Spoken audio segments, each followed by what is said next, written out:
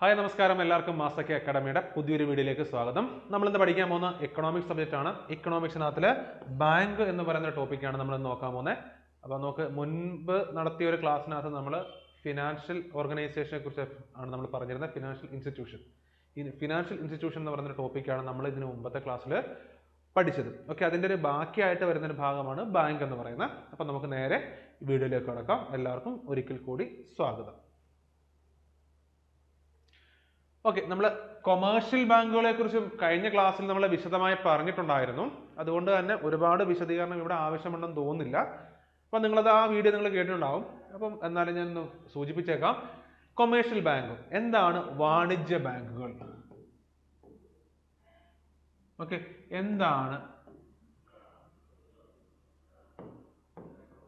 എന്താണ് commercial bank എന്ന് ചോദിച്ചു കഴിഞ്ഞാൽ, deposits R accepted from the public and interest is paid on the deposit amount.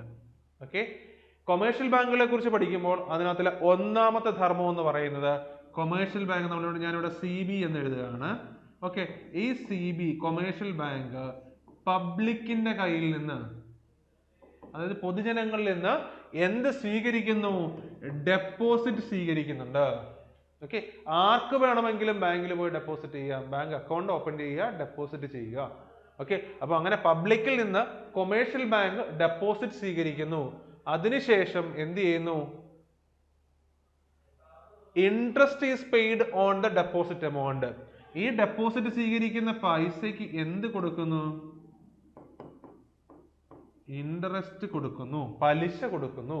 അതാണ് ഒന്നാമത്തെ ധർമ്മം എന്ന് പറയുന്നത്. ഓക്കെ, ഒന്നാമത്തെ ധർമ്മം എന്താണ്? പബ്ലിക്കിൽ നിന്ന് കൊമേഴ്ഷ്യൽ ബാങ്ക് ഡെപ്പോസിറ്റ് സ്വീകരിച്ചിട്ട് ആ ഡെപ്പോസിറ്റ് തുകയ്ക്ക് ഇൻട്രസ്റ്റ് കൊടുക്കുന്നു. ക്ലിയർ? ഒന്നാമത്തെ ധർമ്മം. രണ്ടാമത് നോക്കിയേ, banks are diverse for both individuals and institutions. Okay, ബാങ്കുകൾ നിലനിൽക്കുന്നതെന്ന് പറയുന്നത് നമ്മുടെ നാട്ടിലെ പൊതുജനങ്ങൾക്കും സ്വകാര്യ വ്യക്തികൾക്കും അതുപോലെ തന്നെ ഇൻസ്റ്റിറ്റ്യൂഷൻസിന് വേണ്ടിയിട്ടാണ്. നമ്മുടെ നാട്ടില് നമുക്കറിയാം അല്ലെ, നമ്മുടെ നാട്ടിൽ സാധാരണ ജനങ്ങളുണ്ട്, അതുപോലെ ഇൻസ്റ്റിറ്റ്യൂഷൻസ് ഉണ്ടല്ലേ, ഒരുപാട് ബിസിനസ് സംരംഭങ്ങളുണ്ട് അല്ലെ. ഈ പൊതുജനങ്ങൾക്കും ബിസിനസ് സംരംഭങ്ങൾക്കും വേണ്ടിയിട്ടാണ് നമ്മുടെ നാട്ടിലെ ബാങ്ക് നിലകൊള്ളുന്നത്. സോ ബാങ്ക്സ് ആർ ഡൈവേഴ്സ്, വളരെ ഡൈവേഴ്സ് ആണ് ബാങ്ക് എന്ന് പറയുന്നത് അല്ലെ. പല തരത്തിലുള്ള ബാങ്കുകളുണ്ടെന്ന് നമ്മൾ പറഞ്ഞു കഴിഞ്ഞു അല്ലെ. ഈ ബാങ്കുകളെല്ലാം എന്തിനു വേണ്ടിയാണ് നിലകൊള്ളുന്നത്? പൊതുജനങ്ങൾക്കും നമ്മുടെ നാട്ടിൽ പ്രവർത്തിക്കുന്ന ബിസിനസ് സംരംഭങ്ങൾക്കും വേണ്ടിയിട്ടാണ് നിലകൊള്ളുന്നത്. Loans are paid more interest than paid on deposits. Okay, അപ്പൊ നമ്മൾ മനസ്സിലാക്കണം, ഒന്നാമത്തെ ധർമ്മം ഞാൻ പറഞ്ഞു, പൊതുജനങ്ങളിൽ നിന്ന് ഡെപ്പോസിറ്റ് സ്വീകരിക്കുന്നു. അതുപോലെ തന്നെ ഈ പൊതുജനങ്ങൾക്ക് എന്ത് കൊടുക്കുന്നു? ഈ പബ്ലിക്കിന് ലോൺസ് പ്രൊവൈഡ് ചെയ്യുന്നു. ഓക്കെ, അപ്പം പൊതുജനങ്ങളിൽ നിന്ന് ഡെപ്പോസിറ്റ് സ്വീകരിക്കുന്നു, പൊതുജനങ്ങൾക്ക് ലോണും കൊടുക്കുന്നു. ഇവിടെ പബ്ലിക്കിന് കൊടുക്കുന്നത്, പബ്ലിക്കിൽ നിന്ന് ഡെപ്പോസിറ്റ് സ്വീകരിച്ചു കഴിഞ്ഞാൽ, ഇപ്പൊ ഒരു ഡെപ്പോസിറ്റ് തുകയ്ക്ക് 7% ആണെന്ന് വിചാരിക്കുക പലിശ. ഒരു വർഷത്തേക്ക് 7% പലിശയ്ക്ക് ഡെപ്പോസിറ്റ് സ്വീകരിക്കുന്നു. അതായത് ഡെപ്പോസിറ്റ് സ്വീകരിക്കുന്നു, പകരം 7% പലിശ കൊടുക്കുന്നു. പക്ഷേ ഈ പലിശയേക്കാൾ കൂടുതലായിരിക്കും പൊതുജനങ്ങൾക്ക് ലോൺ കൊടുക്കുമ്പോൾ ബാങ്ക് ഈടാക്കുന്നത്. അത് ചിലപ്പം 10% മുതൽ 15% വരെ ആകാം. അപ്പം ഡെപ്പോസിറ്റിന് കൊടുക്കുന്ന പലിശയേക്കാൾ കൂടുതലായിരിക്കും ലോൺ കൊടുക്കുമ്പോൾ ബാങ്ക് ഈടാക്കുന്ന പലിശ. ഓർത്ത് വെച്ചോളുക, സിമ്പിൾ പോയിന്റ്. അപ്പം loans are paid more interest, ലോൺസിന് കൂടുതൽ പലിശ ഈടാക്കുകയും അതിനേക്കാൾ കുറവ് പലിശയായിരിക്കും ഡെപ്പോസിറ്റിന് കൊടുക്കുകയും ചെയ്യുന്നത്. അതാണ് ബാങ്കിന്റെ ലാഭം എന്ന് പറയുന്നത്. അതായത് 7% പലിശ അതായത് ലോൺ കൊടുക്കുമ്പോൾ 10% പലിശ മേടിക്കുന്നു, എന്നിട്ട് അതിൽ 7% പലിശ എന്ത് ചെയ്യുന്നു? ഫിക്സഡ് ഡെപ്പോസിറ്റ് കൊടുക്കുന്നു. ബാക്കി 3% വരുന്നുണ്ട്. അതാണ് ബാങ്കിന്റെ ലാഭം എന്ന് പറയുന്നത്. ആ 3%-ത്തിനാണ് ബാങ്ക് പിടിച്ചിരിക്കുന്നത്. ഓക്കെ, ക്ലിയർ ആണോ? അപ്പൊ അതാണ് ബാങ്കിന്റെ ഒരു രീതി എന്ന് പറയുന്നത്. Okay, commercial bank are of 2 types. 2 തരത്തില് ബാങ്കുകളുണ്ട്. അതിന്റെ ഓണർഷിപ്പിന്റെ അടിസ്ഥാനത്തിലാണ് പറയുന്നത് 2 തരത്തിലുണ്ടെന്ന്. നമ്മൾ പറഞ്ഞു ആക്ടിവിറ്റിയുടെ അടിസ്ഥാനത്തിൽ പലതരത്തിലുണ്ടെന്ന് നമ്മൾ മറ്റൊരു ക്ലാസ്സിൽ പറഞ്ഞു. ഇവിടെ അതിന്റെ ഓണർഷിപ്പിന്റെ അടിസ്ഥാനത്തിൽ 2 തരത്തിലുണ്ട്. പബ്ലിക് സെക്ടർ ബാങ്കുകളെന്നും പ്രൈവറ്റ് ബാങ്കുകളെന്നും. Public sector bank, private bank. Public sector bank എന്ന് പറയുമ്പോൾ അതിന്റെ ഉടമസ്ഥാവകാശം ആർക്കാണ്? സർക്കാരിൽ നിക്ഷിപ്തമാണ്. പ്രൈവറ്റ് ബാങ്ക് എന്ന് പറയുമ്പോൾ ആരാണ്? സ്വകാര്യ വ്യക്തികളാണ് നടത്തിക്കൊണ്ടു പോകുന്നത് പ്രൈവറ്റ് ബാങ്കുകൾ. ഇതാണ് വ്യത്യാസം എന്ന് പറയുന്നത്. ഇന്ത്യയിൽ 12 പബ്ലിക് സെക്ടർ ബാങ്കുകളും 21 പ്രൈവറ്റ് ബാങ്കുകളുമാണ് ഉള്ളത്. Okay, private bank 21, public sector bank 12. അപ്പം എന്തൊക്കെയാണ്? അപ്പം നമ്മൾ പറഞ്ഞു ഡെപ്പോസിറ്റ് സ്വീകരിക്കുന്നു. ഡെപ്പോസിറ്റ് സ്വീകരിക്കുമ്പോൾ ഒരു പലിശ അങ്ങോട്ട് കൊടുക്കുന്നു, ഇല്ലേ? കൊടുക്കുന്നില്ലേ? കൊടുക്കുന്നുണ്ട്. അതുപോലെ തന്നെ ലോൺ കൊടുക്കുന്നുണ്ട്. ലോൺ കൊടുക്കുമ്പോൾ ലോണിന് കൊടുക്കുന്ന തുകയ്ക്ക് ആനുപാതികമായ മറ്റൊരു പലിശ വാങ്ങുന്നു ബാങ്ക്. അപ്പൊ ബാങ്ക് വാങ്ങുന്ന പലിശയും കൊടുക്കുന്ന പലിശയും വ്യത്യസ്തമാണ്. ബാങ്ക് വാങ്ങുന്ന പലിശയായിരിക്കും എപ്പോഴും ഏറ്റവും കൂടുതൽ വരുന്നത്. സെറ്റാണ്, ക്ലിയർ ആണ്, ഓക്കെ ആണ്. പിന്നെ ഇനി 2 തരത്തിൽ ബാങ്കുകളുണ്ട്. അതായത് അതിന്റെ ഉടമസ്ഥാവകാശത്തിന്റെ ഓണർഷിപ്പിന്റെ അടിസ്ഥാനത്തിൽ based on the ownership of the bank, commercial banks are classified into 2. One is commercial bank, one is private bank and another one is public sector bank. Okay, public sector bank 12, private 21. Okay, set ആണല്ലോ. നമുക്ക് അടുത്ത പോയിന്റിലേക്ക് പോകാം. ഇനി നമുക്ക് deposits നോക്കാം. ബാങ്കുകൾ സ്വീകരിക്കുന്ന ഡെപ്പോസിറ്റ് നമ്മൾ പറഞ്ഞല്ലോ, പൊതുജനങ്ങളിൽ നിന്നും പബ്ലിക്കിൽ നിന്നും ഡെപ്പോസിറ്റ്സ് അക്സെപ്റ്റ് ചെയ്യുന്നു. അത് ഏതൊക്കെ തരത്തിലുള്ള ഡെപ്പോസിറ്റ്സ് ആണ് നോക്കാം. ഒന്നാമത്തെ ഡെപ്പോസിറ്റ് ആണ് സേവിങ്സ് ഡെപ്പോസിറ്റ്. സേവിങ്സ് ഡെപ്പോസിറ്റ് എന്ന് പറയുന്നു ഒന്നാമത്തെ. നിങ്ങൾ ഇത് കേട്ടുണ്ടാവും, ബാങ്കിലൊക്കെ പോയിട്ടുള്ളവർ കേട്ടുണ്ടാവും. അടുത്തത് കറന്റ് ഡെപ്പോസിറ്റ് എന്ന് പറയുന്ന മറ്റൊരു ഡെപ്പോസിറ്റ് ആണ്. അപ്പം ഒന്നാമത്തത് സേവിങ്സ് ഡെപ്പോസിറ്റ്, രണ്ടാമത്തത് കറന്റ് ഡെപ്പോസിറ്റ്, മൂന്നാമത്തത് ഫിക്സഡ് ഡെപ്പോസിറ്റ് FD എന്ന് പറയും, നാലാമത്തത് റെക്കറിംഗ് ഡെപ്പോസിറ്റ്സ് എന്ന് പറയും. ഓക്കെ, ഒന്നാമത്തത് savings deposit, second one is current deposit, third one is fixed deposit and fourth one is recurring deposit. ഇങ്ങനെ 4 തരത്തിലുള്ള ഡെപ്പോസിറ്റുകളാണ് ബാങ്ക് പ്രധാനമായും പബ്ലിക്കിൽ നിന്ന് സ്വീകരിക്കുന്നത്. ഓക്കെ, അപ്പൊ നമുക്ക് ഓരോന്നായിട്ട് നമുക്ക് നോക്കാം. ഒന്നാമത്തെ ഡെപ്പോസിറ്റിന് പറയുന്ന പേരാണ് സേവിങ്സ് ഡെപ്പോസിറ്റ് എന്ന് പറയുന്നു. അതായത് ഒരു സാധാരണ മനുഷ്യൻ അല്ലെങ്കിൽ സാധാരണ ഇൻഡിവിജ്വൽ ഒരു ബാങ്കിൽ പോകുന്നു, ബാങ്കിൽ പോയിട്ട് ഒരു സേവിങ്സ് അക്കൗണ്ട് ഓപ്പൺ ചെയ്യുന്നു, SA എന്ന് പറയും, അല്ലെങ്കിൽ SB അക്കൗണ്ട് അല്ലെങ്കിൽ സേവിങ്സ് ബാങ്ക് അക്കൗണ്ട് എന്നൊക്കെ പറയും. ഓക്കെ, സേവിങ്സ് അക്കൗണ്ട് ഓപ്പൺ ചെയ്ത് കഴിഞ്ഞാൽ അതിലേക്ക് പൈസ ഡെപ്പോസിറ്റ് ചെയ്യാം. ഓക്കെ, സോ എന്തിനു വേണ്ടിയാണ് ഈ സേവിങ്സ് ഡെപ്പോസിറ്റ് കൊണ്ടുവന്നതെന്ന് ചോദിച്ചു കഴിഞ്ഞാൽ, it encouraging the saving habit of the public. Okay, അതായത് പൊതുജനങ്ങളുടെ ഈ സേവിങ്സ് ഹാബിറ്റ് ഇൻക്രീസ് ചെയ്യാൻ വേണ്ടിയിട്ടാണ്. ഇപ്പൊ ഉദാഹരണമായിട്ട് എ എന്ന് പറയുന്ന ഒരു വ്യക്തി SBI പോയിട്ട് ഒരു സേവിങ്സ് അക്കൗണ്ട് ഓപ്പൺ ചെയ്യുന്നു.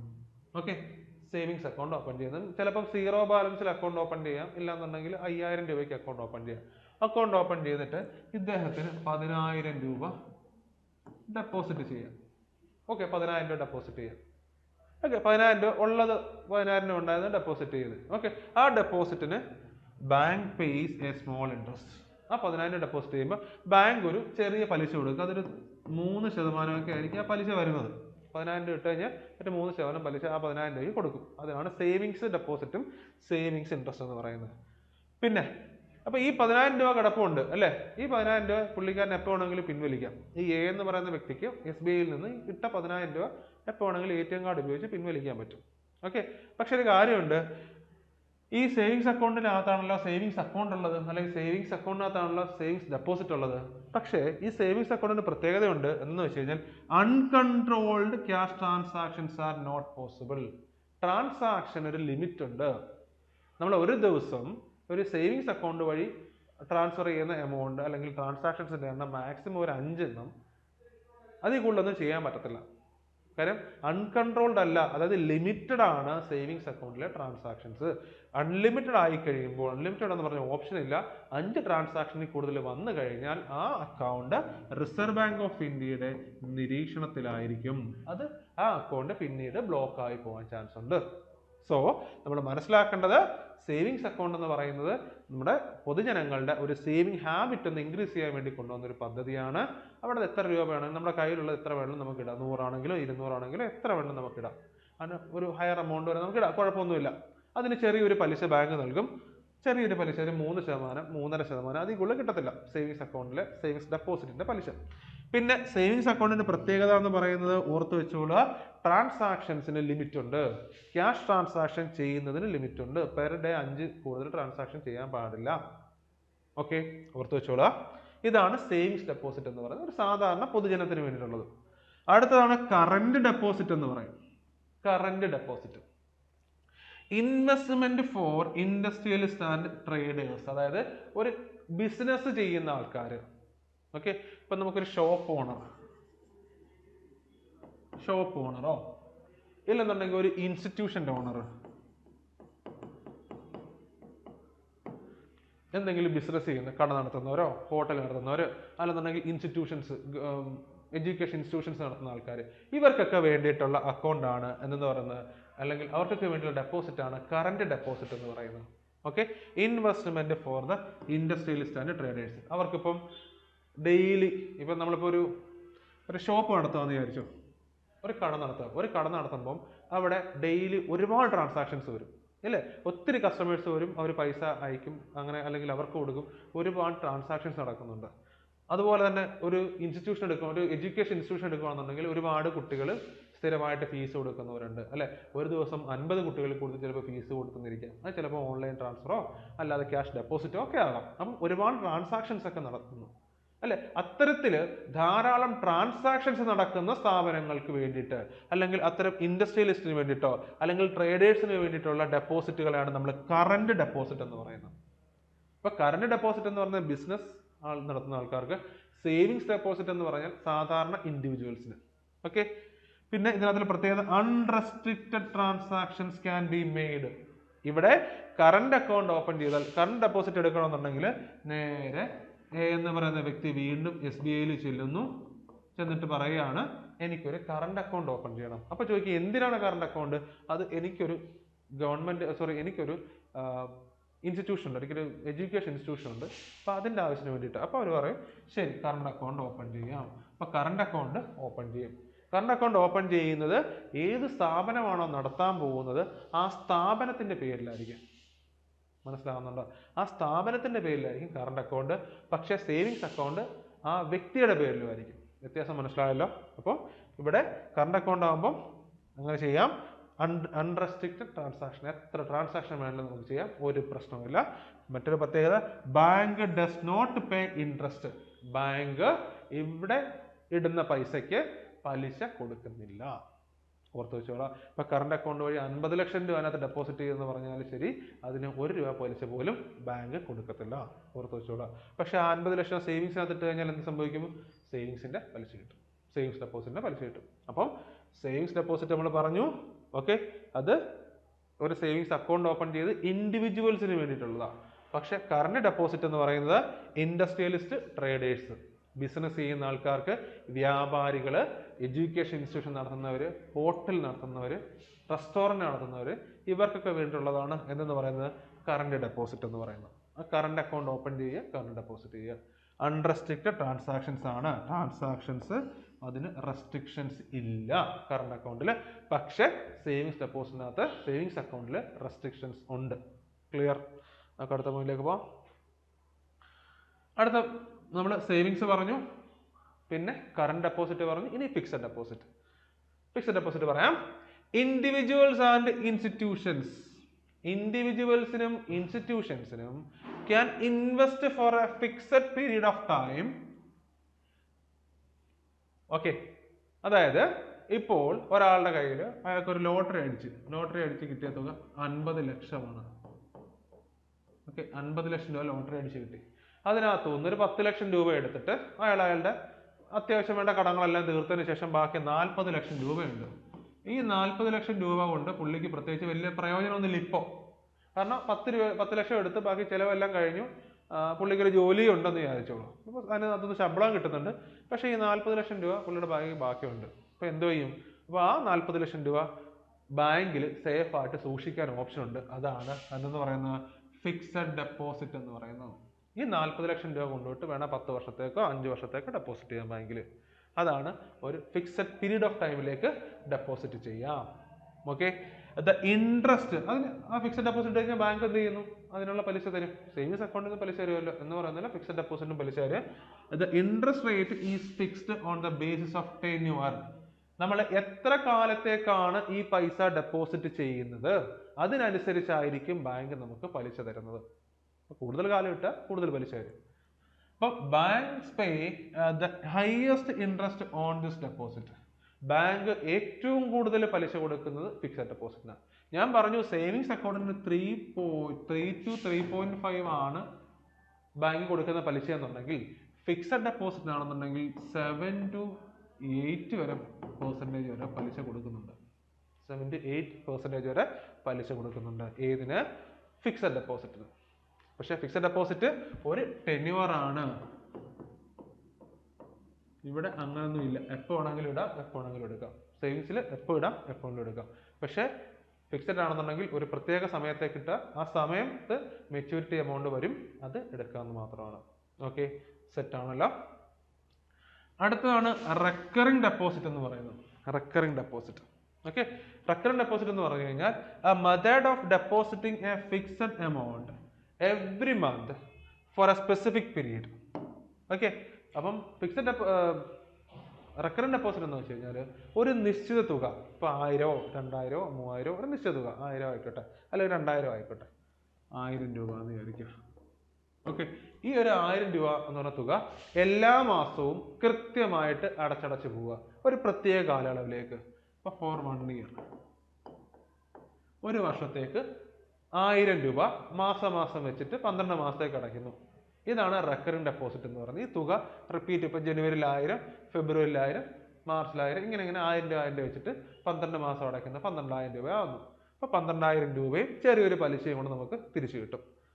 A method of depositing a fixed amount every month for a specific period. This investment earns a higher rate of interest than savings investments. Okay, അപ്പം ഇതിന്റെ പ്രത്യേകത എന്ന് വെച്ചാൽ എന്താണ്? നമുക്ക് സേവിങ്സിന് നമുക്ക് 3 മുതൽ 3.5% പലിശ കിട്ടുമെന്നുണ്ടെങ്കിൽ റെക്കറിംഗ് ഡെപ്പോസിറ്റിന് 4.5 to 5% വരെയാണ് പലിശ കിട്ടുന്നത്. അതായത് സേവിങ്സ് അക്കൗണ്ടിനേക്കാൾ പലിശ കൂടുതൽ കിട്ടുന്നത് ഏതിനാണ്? റെക്കറിംഗ് ഡെപ്പോസിറ്റിനാണ്. Okay, interest rates are lower than fixed deposit. അപ്പോൾ ഓർക്കുക, അപ്പം ഞാൻ പറഞ്ഞു സേവിങ്സ് അക്കൗണ്ടിന് 3 to 3.5% പലിശ കിട്ടുന്നു, ഓർത്ത് വെച്ചോളാം. ആ സമയം റെക്കറിംഗ് ഡെപ്പോസിറ്റ് ആകുമ്പോൾ ഒരു 4.5 to 5% വരെ നമുക്ക് പലിശ കിട്ടും. അതേസമയം ഫിക്സഡ് ഡെപ്പോസിറ്റിന് 7 to 8% വരെ പലിശ കിട്ടും. ഇത് സേവിങ്സ് ഡെപ്പോസിറ്റ്, ഇത് റെക്കറിംഗ് ഡെപ്പോസിറ്റ് അല്ലെങ്കിൽ RD എന്ന് പറയും, ഇത് FD അല്ലെങ്കിൽ ഫിക്സഡ് ഡെപ്പോസിറ്റ് എന്ന് പറയും. ഇതാണ് ഇൻട്രസ്റ്റ് റേറ്റ് എന്ന് പറയുന്നത്. പ്രധാനപ്പെട്ട 3 ഡെപ്പോസിറ്റ്. പിന്നെ കറന്റ് ഡെപ്പോസിറ്റ് ഉണ്ട്, CD, അതിന് നോ ഇൻട്രസ്റ്റ്, അതിന് പലിശയില്ല.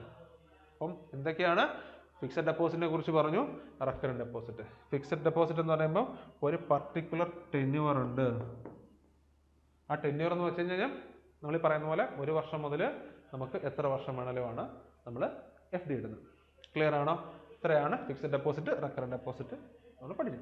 ഓക്കെ, അടുത്ത പോയിന്റ് നോക്കാം. അടുത്താണ് ലോൺ എന്ന് പറയുന്നത്. ഇത് ബാങ്കിന്റെ അടുത്തൊരു ഫീച്ചറാണ് അല്ലെങ്കിൽ ഒരു ഫംഗ്ഷൻ ആണ് ലോൺ പ്രൊവൈഡ് ചെയ്യുക എന്ന് പറയുന്നത്. ഓക്കെ, നമുക്ക് നോക്കാം. ലോൺ എന്താണെന്ന് ചോദിച്ചാൽ the amount received as a deposit from the public is given as a bank loan. അപ്പം ഞാൻ പറഞ്ഞു ഇത് കൊമേഴ്ഷ്യൽ ബാങ്ക് ആണ്, അവർക്ക് 5 കോടി രൂപ ഡെപ്പോസിറ്റ് ആയിട്ട് കിട്ടിയെന്ന് വിചാരിക്കുക. ആ 5 കോടി രൂപ ഡെപ്പോസിറ്റ് കിട്ടുമ്പോൾ അതിന് 3% പലിശ ആരാണോ 5 കോടി കിട്ടത് അവർക്ക് കൊടുക്കും എന്ന് വിചാരിക്കുക.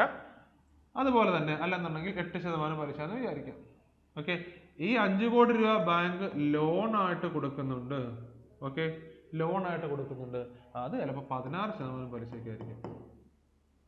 ഓക്കെ, അതായത് കിട്ടുന്ന ഡെപ്പോസിറ്റിൽ നിന്നാണ് എന്ത് ചെയ്യുന്നത്? ലോൺ കൊടുക്കുന്നത്. ഓർത്ത് വെച്ചോളാം, കിട്ടുന്ന ഡെപ്പോസിറ്റ് എന്താണോ ആ ഡെപ്പോസിറ്റിൽ നിന്നായിരിക്കും ലോൺ കൊടുക്കുന്നത്. അപ്പം the amount received as a deposit from the public is given as a bank loan. Clear? The interest rate on the loan is higher than the interest paid on the deposits. അപ്പം ഞാൻ പറഞ്ഞു interest ഡെപ്പോസിറ്റിന് കൊടുക്കുന്ന interest 8% ആണെങ്കിൽ loan കൊടുക്കുമ്പോൾ വാങ്ങുന്ന interest 16% ആയിരിക്കും. എന്തായാലും കൊടുക്കുന്നതിനേക്കാൾ കൂടുതൽ ബാങ്ക് വാങ്ങിയിരിക്കും, ഇല്ലെങ്കിൽ ബാങ്ക് നഷ്ടത്തിൽ പോകും. അത് ഓർത്ത് വെച്ചോളാം. ഓക്കെ, ഇതാണ് ലോൺ എന്ന് പറയുന്നത്. പലതരത്തിലുള്ള ലോണുകളുണ്ട്, നമുക്ക് പഠിക്കാം. അടുത്തതെന്ന് പറയുന്നത് ഓവർ ഡ്രാഫ്റ്റ് എന്ന് പറയും നമ്മൾ, അല്ലെങ്കിൽ OD എന്ന് പറയുന്ന ഒരു സംഭവമാണ്.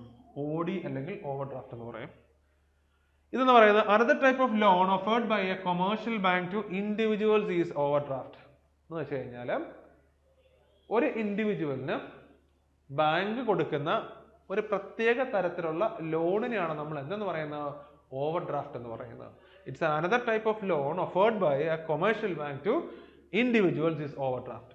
ഓക്കെ, ഇതൊരു ടൈപ്പ് ഓഫ് ലോൺ ആണ്, ഇൻഡിവിജ്വൽസിന് ബാങ്ക് പ്രൊവൈഡ് ചെയ്യുന്നു. This is an opportunity to withdraw an amount higher than the amount in the individual's account.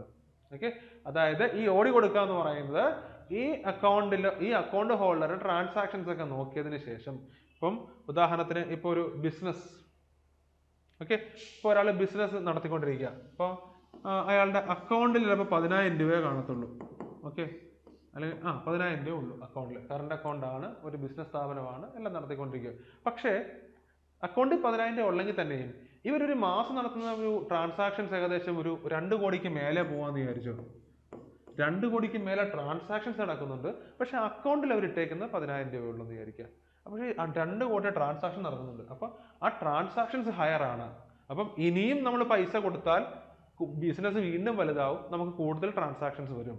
അപ്പോൾ ബാങ്ക് എന്ത് ചെയ്യും, അങ്ങോട്ട് കൊടുക്കുന്ന ഒരു ഓപ്പർച്യൂണിറ്റി കൊടുക്കും. നിങ്ങൾക്ക് വേണമെങ്കിൽ കുറച്ച് തുക OD ആയിട്ട് തരാം, ഓവർ ഡ്രാഫ്റ്റ് ആയിട്ട് തരാം, വേണമെങ്കിൽ ബിസിനസ് ഒക്കെ ഒന്ന് ഡെവലപ്പ് ചെയ്തോളൂ. അങ്ങനെ കൊടുക്കുന്ന എമൗണ്ട് ആണ് എന്തെന്ന് പറയുന്നത്, OD എന്ന് പറയുന്നത്. ചില അക്കൗണ്ടിൽ 10,000 ഉള്ളെങ്കിലും ചിലപ്പോൾ ഒരു 5 ലക്ഷമോ 10 ലക്ഷം വരെ കൊടുക്കാം. അതാണ് OD എന്ന് പറയുന്നത്. This is an opportunity to withdraw an amount higher than the amount in the individual's account. അക്കൗണ്ടിൽ ഉള്ളതിനേക്കാൾ വലിയൊരു തുക വരെ OD ആയിട്ട് ഒരു കസ്റ്റമറിന് ബാങ്കിൽ നിന്ന് കൊടുക്കും. അതാണ് OD എന്ന് പറയുന്നത്. Clear? This facility is usually for the current deposit.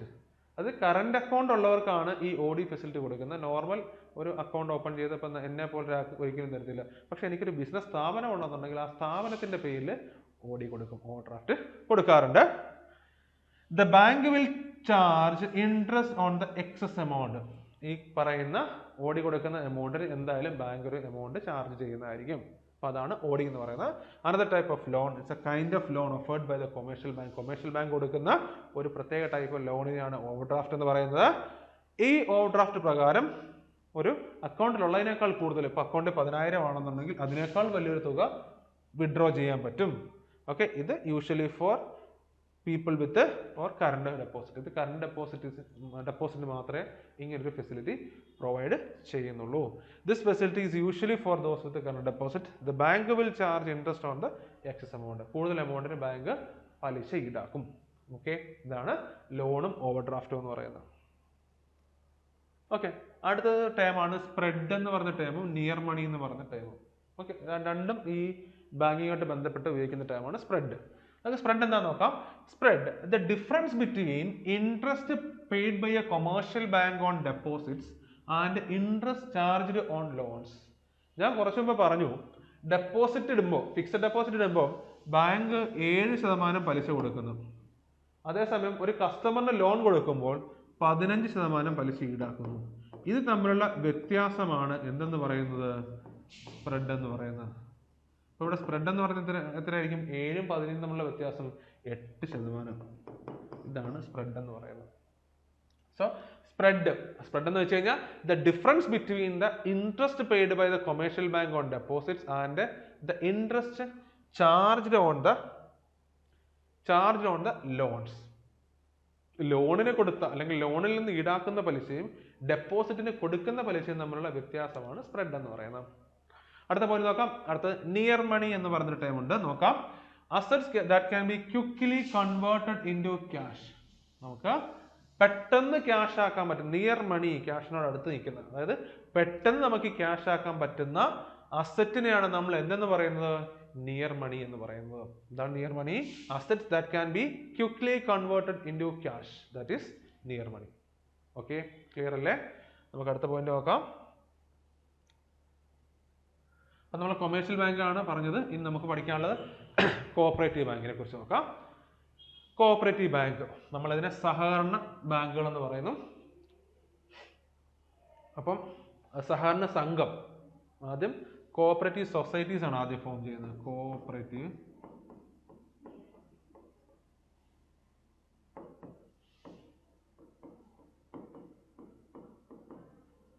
ആദ്യം കോഓപ്പറേറ്റീവ് സൊസൈറ്റീസ് ഫോം ചെയ്യുന്നു. ഈ കോഓപ്പറേറ്റീവ് സൊസൈറ്റീസ് പിന്നെന്താണ് കോഓപ്പറേറ്റീവ് ബാങ്കുകളായിട്ട് മാറുകയാണ് ചെയ്യുന്നത്. അതായത് കോഓപ്പറേറ്റീവ് സൊസൈറ്റി എന്ന് വെച്ചാൽ ഒരു പ്രദേശത്തെ കുറെ ആൾക്കാർ ചേർന്നിട്ട് എന്ത് ചെയ്യുന്നു, ഇപ്പൊ കുറെ ആൾക്കാർ ചേരുന്നു. ഇവർ ചേർന്നിട്ട് എന്ത് ചെയ്യുന്നു, ഒരു ഓർഗനൈസേഷൻ പോലെ രൂപീകരിച്ചിട്ട് പറയും ഓക്കെ നമുക്കൊരു പരസ്പര സഹായ സംഘം സ്റ്റാർട്ട് ചെയ്യാം. അതായത് നിങ്ങൾക്കുള്ള പൈസ നിങ്ങൾക്ക് ഇവിടെ ഡെപ്പോസിറ്റ് ചെയ്യാം, അതിന് രേഖകൾ ഉണ്ടായിരിക്കും, അതിൽ നിന്ന് പൈസ ഇല്ലാത്തവർക്ക് നമുക്ക് പൈസ കടം കൊടുക്കാം എന്നുള്ള രീതിയിൽ ബാങ്ക് ഇങ്ങനെ ഒരാൾക്കാരെ ചേർത്തുകൊണ്ട് ഫോം ചെയ്തതാണ് ആദ്യത്തെ കോഓപ്പറേറ്റീവ് സൊസൈറ്റി എന്ന് പറയുന്നത്. ഓക്കെ, ആ കോഓപ്പറേറ്റീവ് സൊസൈറ്റി പിന്നീട് രജിസ്റ്റർ ചെയ്ത് സഹകരണ ബാങ്ക് എന്ന് പറയുന്ന ഒരു കാറ്റഗറിയിലേക്ക് മാറുകയാണ് ചെയ്തത്. ഓക്കെ, ഇതാണ് അതിൻ്റെ ഒരു ഹിസ്റ്ററി എന്ന് പറയുന്നത്. ഓക്കെ,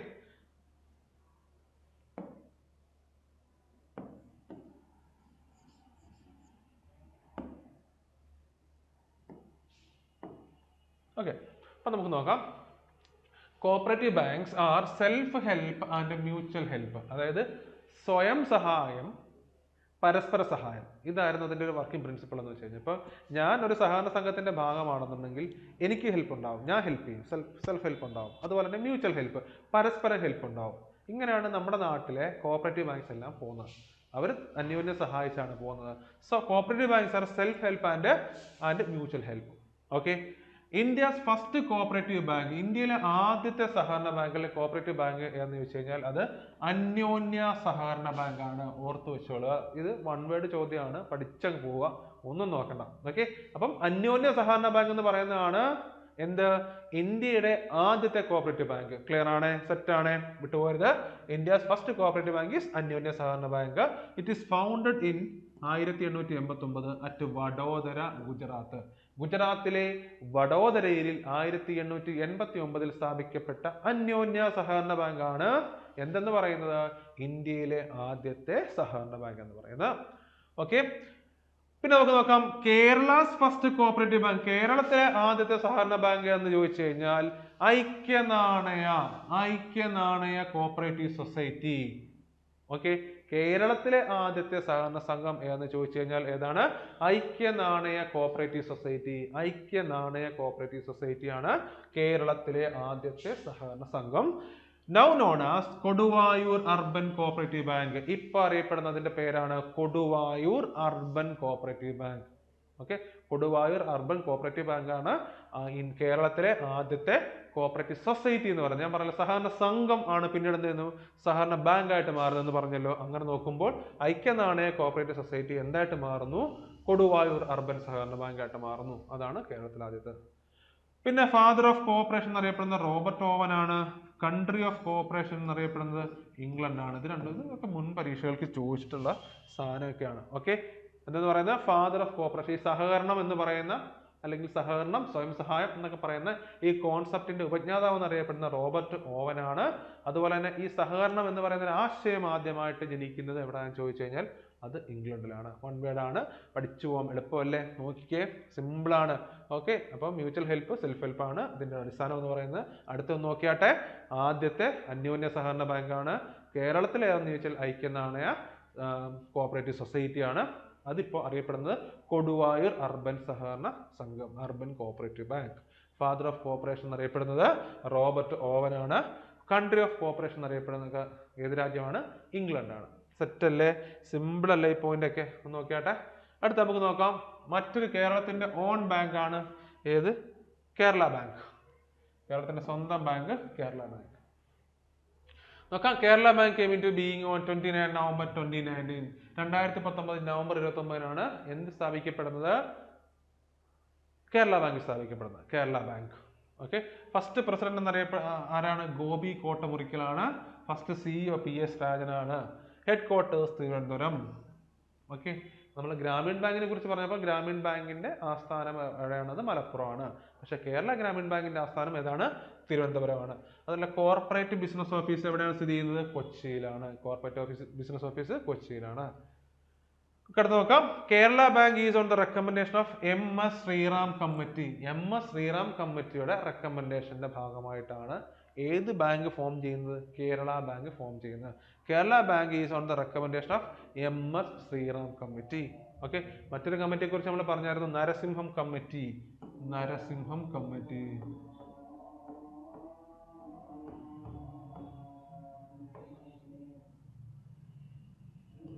അതെന്താണ്? RRB എന്ന് പറയുന്ന റീജിയണൽ റൂറൽ ബാങ്ക് ഫോം ചെയ്യുന്നത് നരസിംഹം കമ്മിറ്റിയുടെ ശുപാർശ പ്രകാരമാണ്. ഇവിടെ കേരള ബാങ്ക് രൂപം കൊള്ളുന്നത് MS ശ്രീറാം കമ്മിറ്റിയുടെ ശുപാർശ പ്രകാരമാണ്. അടുത്ത പോയിന്റ് നോക്കാം. And also it is formed by the cooperative society found under rule 14A. Cooperative society റൂളിന്റെ 14A അനുസരിച്ചിട്ടാണ് കേരള ബാങ്ക് ഫോം ചെയ്തിരിക്കുന്നത്. Kerala bank was found by merging the state cooperative bank and 13 district cooperative bank. Okay. ഇനി ഇതിന്റെ formation നോക്കാം. നമ്മൾ നേരത്തെ പറഞ്ഞായിരുന്നു cooperative bank, പിന്നെന്താ ഡിസ്ട്രിക്ട് കോപ്പറേറ്റീവ് ബാങ്ക്, അതുപോലെ തന്നെ സ്റ്റേറ്റ്, ഇങ്ങനെ 3 ലെയർ ആയിട്ടുണ്ടെന്ന് നമ്മൾ പറഞ്ഞായിരുന്നു. ഇതിനകത്ത് ഈ സ്റ്റേറ്റ് കോപ്പറേറ്റീവ് ബാങ്കും 13 ജില്ലാ സഹകരണ ബാങ്കും 13 ഡിസ്ട്രിക്ട് കോപ്പറേറ്റീവ് ബാങ്കും ഒരു സ്റ്റേറ്റ് കോപ്പറേറ്റീവ് ബാങ്കും കൂടെ ചേർത്തിട്ടാണ് എന്തുണ്ടാകുന്നത്? കേരള ബാങ്ക് ഫോം ചെയ്യുന്നത്. സോ കേരള ബാങ്ക് എന്ന് പറയുന്നത് ഒരു മെർജാണ്. എന്തിന്റെ മെർജറാണ്?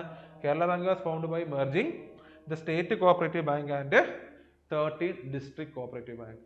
ഓക്കെ. നോക്കിയാട്ടെ, സിമ്പിൾ അല്ലേ കേരള ബാങ്കിനെ കുറിച്ച് പഠിക്കാൻ? കേരള ബാങ്ക് എന്നാണ്? 29 നവംബർ 2019. ഓർത്ത് വെച്ചോളാം. 29 ഈ മാസമാണ് അതിന്റെ ഒരു വാർഷികം വരുന്നത്. പിന്നെ ഫസ്റ്റ് പ്രസിഡന്റും CEO നോക്കുക, അത് വലിയ ഇമ്പോർട്ടൻ്റ് അല്ല. ഹെഡ് ക്വാർട്ടേഴ്സ് നോക്കുക, അത് ട്രിവാൻഡ്രം ആണ്. കോർപ്പറേറ്റ് ഓഫീസ് കൊച്ചിയാണ്. പിന്നെ ഇതിന്റെ പിന്നിൽ പ്രവർത്തിച്ച കമ്മിറ്റി എന്ന് വെച്ച് കഴിഞ്ഞാൽ MS ശ്രീറാം കമ്മിറ്റി ആണ് ഇതിന്റെ പിന്നിൽ പ്രവർത്തിച്ചത്. പിന്നെ മെർജിങ്, ഏതൊക്കെ മെർജ് ചെയ്തു? 13 ഡിസ്ട്രിക്ട് കോപ്പറേറ്റീവ് ബാങ്കും അതുപോലെ തന്നെ ഒരു സ്റ്റേറ്റ് കോപ്പറേറ്റീവ് ബാങ്കും കൂടെ മെർജ് ചെയ്തിട്ടാണ് എന്ത് ഫോം ചെയ്യുന്നത്? കേരള ഗ്രാമീൺ ബാങ്ക് ഫോം ചെയ്യുന്നത്. സിമ്പിൾ അല്ലേ? വളരെ എളുപ്പമാണ്. നിങ്ങൾ പഠിച്ചങ്ങ് പോയാൽ മാത്രം മതി.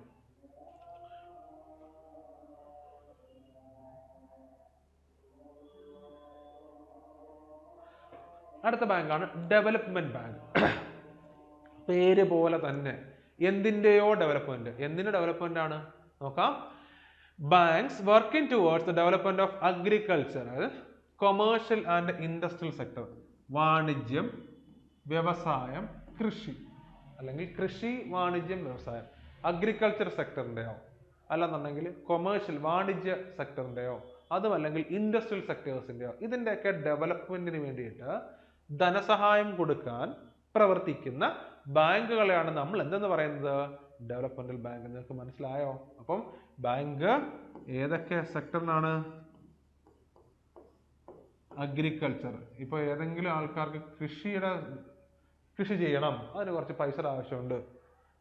അല്ലെന്നുണ്ടെങ്കിൽ വ്യവസായം ചെയ്യണം, ഇൻഡസ്ട്രി സ്റ്റാർട്ട് ചെയ്യണം. അല്ലെന്നുണ്ടെങ്കിൽ എന്തെങ്കിലും ട്രേഡ് സ്റ്റാർട്ട് ചെയ്യണം. ഇതിനൊക്കെ വേണ്ടിയിട്ട് ധനസഹായം ലഭിക്കാൻ നേരെ പോകേണ്ടത് ഏത് ബാങ്കിലാണ്? ഡെവലപ്മെന്റ് ബാങ്കിലേക്കാണ് പോകേണ്ടത്. So development banks working towards development of agricultural, commercial and industrial sector. നോക്കാം.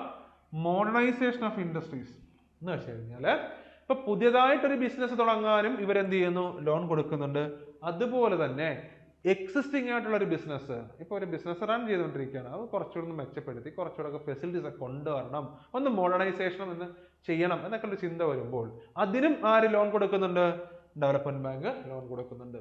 അപ്പം ഡെവലപ്പ് ചെയ്യാനും അതുപോലെ തന്നെ മോഡേണൈസ് ചെയ്യുന്നതിന് വേണ്ടിയിട്ടും എന്ത് ചെയ്യുന്നുണ്ട്? ഡെവലപ്മെന്റൽ ബാങ്ക് ലോൺ പ്രൊവൈഡ് ചെയ്യുന്നുണ്ട്. ക്ലിയർ അല്ലേ? Banks provided long term loans four house constructions, അതുപോലെ തന്നെ small scale industries and infrastructure developments. പിന്നെ എന്ത് ചെയ്യുന്നു? ഈ ബാങ്കുകൾ വീടിന്റെ നിർമ്മാണത്തിനും അല്ല, അത് വേറെയാണ്, ടൈമിംഗ് മിസ്റ്റേക്കാണ്. Small scale industries and also infrastructure development, അതായത് നമ്മുടെ നാട്ടിലെ അതായത് ബിൽഡിങ്ങുകൾ, റോഡുകൾ, പാലങ്ങൾ, ഇതിൻ്റെയൊക്കെ നിർമ്മാണത്തിനുള്ള പൈസയും ആര് കൊടുക്കുന്നുണ്ട്? ഡെവലപ്മെന്റൽ ബാങ്ക് പ്രൊവൈഡ് ചെയ്യുന്നുണ്ട്. അതുപോലെ സ്മോൾ സ്കെയിൽ ഇൻഡസ്ട്രീസ് 10 ലക്ഷം രൂപയിൽ താഴെ മുടക്ക് മുതലുള്ള ചെറിയ ചെറിയ ബിസിനസ് സംരംഭങ്ങൾ തുടങ്ങാനുള്ള പൈസയും ആര് കൊടുക്കുന്നുണ്ട്? ഡെവലപ്മെന്റ് ബാങ്ക് കൊടുക്കുന്നുണ്ട് എന്നുള്ളതാണ് മനസ്സിലാക്കേണ്ടത്. പിന്നെ അതിൻ്റെ ഒരു എക്സാമ്പിളാണ് IFCI, industrial finance corporation of India. മറ്റൊരു എക്സാമ്പിളാണ് IFCI എന്ന് പറയുന്ന ഒരു ഡെവലപ്മെന്റൽ ബാങ്കാണ്, industrial finance corporation of India എന്ന് പറയുന്നത്. അവരും എന്താ ഈ പറയുന്ന ഡെവലപ്മെന്റ് ബാങ്കിന്റെ അണ്ടറിലാണ് വരുന്നത്. ഓക്കെ, അടുത്തതാണ് സ്പെഷ്യലൈസ്ഡ് ബാങ്കുകൾ എന്ന് പറയുന്നത്. സ്പെഷ്യലൈസ്ഡ് ബാങ്ക്, ഓക്കെ നോക്കാം. Specialised bank institutions providing financial assistance for the development of certain areas. ചില പ്രത്യേക ഏരിയ അതിൻ്റെയൊക്കെ വികസനത്തിന് വേണ്ടിയിട്ട് ലോൺ കൊടുക്കുന്ന സ്ഥാപനം അല്ലെങ്കിൽ ഫിനാൻഷ്യൽ ധനസഹായം കൊടുക്കുന്ന സ്ഥാപനങ്ങളാണ് നമ്മൾ എന്തെന്ന് പറയുന്നത്? സ്പെഷ്യലൈസ്ഡ് ബാങ്ക് എന്ന് പറയുന്നത്. അപ്പോൾ institutions providing financial assistance for development of certain areas. Okay, ഇപ്പൊ നമ്മൾ പറഞ്ഞായിരുന്നല്ലോ, ഇപ്പോൾ ഉദാഹരണത്തിന് അഗ്രികൾച്ചറിലേക്ക് മാത്രം ലോൺ കൊടുക്കാൻ ഒരു ബാങ്ക്, വ്യവസായത്തിന് വേണ്ടി മാത്രം ലോൺ കൊടുക്കാൻ ഒരു ബാങ്ക്, ഇങ്ങനെ പല സെക്ടറുകൾക്ക് വേണ്ടി മാത്രം സ്പെഷ്യലൈസ്ഡ് ആയിട്ടുള്ള ബാങ്കുകളാണ് നമ്മൾ പറയാൻ പോകുന്നത്. അതിൽ ഒന്നാമത്തെയാണ് എക്സിം ബാങ്ക് ഓഫ് ഇന്ത്യ എന്ന് പറയും. Exim, EXIM. എക്സിം എന്ന് വെച്ച് കഴിഞ്ഞാൽ എക്സ്പോർട്ട് ഇമ്പോർട്ട്, അതാണ് Exim. Okay, Exim bank of India, export import bank of India എന്ന് പറയാം. നോക്കി കഴിഞ്ഞാൽ Exim bank of India providing financial assistance is provided to those in the export and import sector. അതായത് export business, import business ചെയ്യുന്ന ആ സെക്ടറിൽ, ആ particular സെക്ടറിൽ പ്രവർത്തിക്കുന്ന സ്ഥാപനങ്ങളുടെ ഡെവലപ്മെന്റിന് വേണ്ടിയിട്ട് അല്ലെങ്കിൽ ആ സ്ഥാപനങ്ങൾക്ക് ധനസഹായം കൊടുക്കുന്നതിന് വേണ്ടിയിട്ട് ഉള്ള ബാങ്കാണ് ഏത്? എക്സിം ബാങ്ക് എന്ന് പറയുന്നത്. അപ്പം എക്സ്പോർട്ട് ഇമ്പോർട്ട് എന്ന് പറയുന്ന ഒരു സെക്ടർ, നമ്മളൊരു സെക്ടർ നോക്കുമ്പോൾ അതിനകത്ത് എക്സ്പോർട്ട് ഇമ്പോർട്ട്, ആ ആവശ്യത്തിന് വേണ്ടി ലോൺ കൊടുക്കുന്ന ആരാണ്? എക്സിം ബാങ്ക് ആണ്. അപ്പം ഞാനിപ്പോൾ ഒരു എക്സ്പോർട്ട് ഇമ്പോർട്ട് ഒരു സ്ഥാപനം തുടങ്ങാൻ പോവാണ്.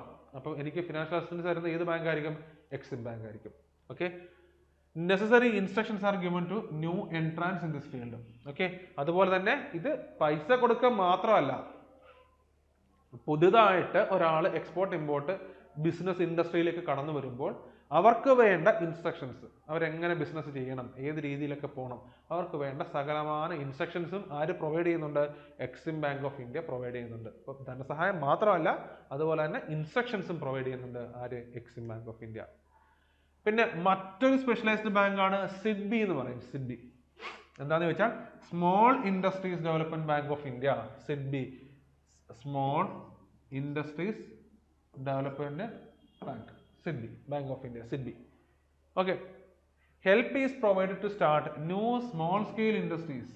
പുതിയ സ്മോൾ സ്കെയിൽ ഇൻഡസ്ട്രീസ്, നമ്മൾ അതിനെ SSI എന്ന് പറയുന്നത്, സ്മോൾ സ്കെയിൽ ഇൻഡസ്ട്രീസ്. അതായത് അതിൻ്റെ ഒരു മുടക്ക് മുതൽ 10 ലക്ഷം രൂപ താഴേക്ക് വരത്തുള്ളൂ, 5-6 ലക്ഷം രൂപ, ആ ഒരു റേഞ്ചിലൊക്കെ വരുന്ന ചെറിയ ചെറിയ, ഇപ്പം നമ്മൾ ചിലർക്ക് വീടിനോട് ചേർന്ന് ഹാൻഡിക്രാഫ്റ്റ് ബിസിനസ് ഒക്കെ സ്റ്റാർട്ട് ചെയ്യാറുണ്ട്. ഹാൻഡിക്രാഫ്റ്റ് ബിസിനസ് സ്റ്റാർട്ട് ചെയ്യാറുണ്ട്. ഈ അച്ചാർ ഒക്കെ നടത്തുന്ന ആൾക്കാരുണ്ട്. പിന്നെന്താ ചെറിയ ചെറിയ കുഞ്ഞു കുഞ്ഞു എന്താ പറയുക, അവർക്ക് സ്നാക്സ് ഒക്കെ ഉണ്ടാക്കി വിതരണം ചെയ്യുക. ഇത്തരത്തിലുള്ള ചെറിയ ചെറിയ വലിയ മുടക്ക് മുതലില്ലാത്ത മെഴുകുതിരി നിർമ്മാണം, സോപ്പ് നിർമ്മാണം, ഇങ്ങനെ ചെറിയ ചെറിയ സ്മോൾ സ്കെയിൽ ഇൻഡസ്ട്രീസ് നടത്തുന്ന ആൾക്കാർക്ക് അല്ലെങ്കിൽ അങ്ങനെയുള്ളവർക്ക് പുതിയ സ്മോൾ സ്കെയിൽ ഇൻഡസ്ട്രീസ് സ്റ്റാർട്ട് ചെയ്യുന്നതിന് വേണ്ടിയിട്ട് ലോൺ കൊടുക്കുന്ന സ്ഥാപനമാണ് എന്തെന്ന് പറയുന്നത്? സിഡ്ബി എന്ന് പറയുന്നത്. SIDBI. So help is provide to start new small scale industries and to modernise the industries. കൂടാതെ ഇപ്പം ചെറിയ തോതിൽ തുടങ്ങിയിട്ട് എനിക്ക് കുറച്ചുകൂടെ വലുതാക്കണം, 2 മെഷീൻസ് കൂടെ വാങ്ങണം എന്നൊക്കെ തോന്നുവാണെന്നുണ്ടെങ്കിലും എനിക്ക് ആരെ സമീപിക്കാം? സിഡ്ബിയെ സമീപിക്കാം. അവർക്ക് കാരണം ബിസിനസ് തുടങ്ങാനും റൺ ചെയ്തുകൊണ്ടിരിക്കുന്ന ബിസിനസ് മോഡേണൈസ് ചെയ്യുന്നതിനും വേണ്ടിയിട്ടുള്ള ഫണ്ട് ആര് തരുന്നുണ്ട്? സിഡ്ബി പ്രൊവൈഡ് ചെയ്യുന്നുണ്ട് എന്നുകൂടി മനസ്സിലാക്കണം. ഓക്കെ, അടുത്തത് the aim is to stimulate the rural industry. Okay, നമുക്കറിയാം ഈ സ്മോൾ സ്കെയിൽ ഇൻഡസ്ട്രീസ് എല്ലാം പ്രവർത്തിക്കുന്നത് ഞാൻ പറഞ്ഞില്ല വീടിനോട് ചേർന്നൊക്കെ ആയിരിക്കും. അതായത് വലിയ ഒരു ഗ്രാമീണ പ്രദേശങ്ങളിലൊക്കെ ആയിരിക്കും സാധാരണ ഈ സ്മോൾ സ്കെയിൽ ഇൻഡസ്ട്രീസ് വർക്ക് ചെയ്യുന്നത്. അതുകൊണ്ട് തന്നെ ഇതിൻ്റെ പ്രധാന ഉദ്ദേശം എന്ന് പറയുന്നത് എന്താണ്? റൂറൽ ഇൻഡസ്ട്രി എന്ന് സ്റ്റിമുലേറ്റ് ചെയ്യുക. നമ്മുടെ ഗ്രാമപ്രദേശങ്ങളിലെ ഇത്തരത്തിലുള്ള ആൾക്കാർക്ക് ഒരു സ്വയം തൊഴിൽ കണ്ടെത്തുകയും അവർ തൊഴിൽ കിട്ടാത്ത ആൾക്കാരുണ്ടാവും, അവർക്ക് വിദ്യാഭ്യാസം കുറവായിരിക്കും, പക്ഷെ അവർക്കൊരു വൊക്കേഷണൽ ട്രെയിനിങ് കിട്ടി അതിലൂടെ അവരുടെ ബിസിനസ് വളരുക, ഗ്രാമപ്രദേശങ്ങൾ വികസിക്കുക എന്നൊക്കെയുള്ള ഉദ്ദേശത്തോടു കൂടി ആണ് ആര് പ്രവർത്തിക്കുന്നത്? സിഡ്ബി പ്രവർത്തിക്കുന്നത്. ഓക്കെ, അപ്പോൾ സ്പെഷ്യലൈസ്ഡ് ബാങ്കിനെ കുറിച്ച് പറയുമ്പോൾ നമുക്ക് എക്സിം ബാങ്കിനെ കുറിച്ച് പറയണം. എക്സിം ബാങ്ക് ഒരു വലിയ സെക്ടറാണ്, എക്സ്പോർട്ട് ഇമ്പോർട്ട് ഒക്കെ ചെയ്യുന്ന വലിയ സ്ഥാപനങ്ങൾക്ക് വേണ്ടിയിട്ടാണ് എക്സിം ബാങ്ക് പ്രവർത്തിക്കുന്നത്. സിഡ്ബി എന്ന് പറയുന്നത് നമ്മുടെ ഗ്രാമപ്രദേശങ്ങളിലുള്ള ആളുകളുടെ വികസനത്തിന് വേണ്ടിയിട്ടാണ് സിഡ്ബി പ്രവർത്തിക്കുന്നത്. ഓക്കെ, ക്ലിയർ ആണോ? സെറ്റ് അല്ലേ?